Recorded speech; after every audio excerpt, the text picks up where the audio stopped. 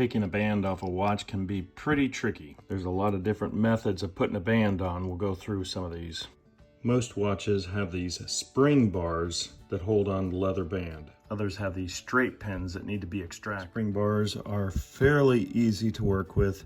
If you take a tool, you can pull it in, retract it, and pull it off. The spring bar can then just be pulled out. You can buy spring bar removal tools, or I like to make my own out of a hacksaw blade because I can get that hardened steel and I can really shape it with a hook that gets in there and pops out that pin. To remove the pins, you can place it on a machine like this and then turn it in and push out the pin this way. Or you can get a little punch set like this that'll take out those little pins. You find the correct size, you put it in and then push. Sometimes you might have to tap it. Here's a brass cap with some wood in it. I'll place that on one end of the tool. I can use a hammer to tap it out. Here you can see that that pin is starting to come out. With a pair of pliers, we can grab onto this pin and pull. Sometimes they can be pretty stubborn.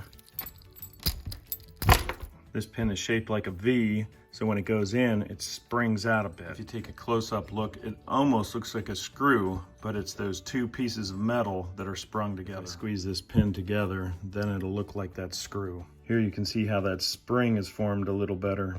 On this watch, it has a slightly different type of pin. Tap this one out. The pin is starting to come out now.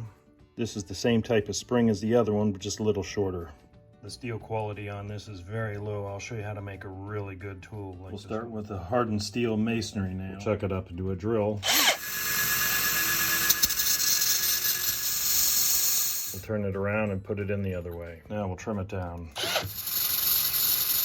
spin it down to the right size. Because it's hardened steel, this will be a lot. We can use this hardened steel tool to pull these pins out now. This worked 1,000 times better.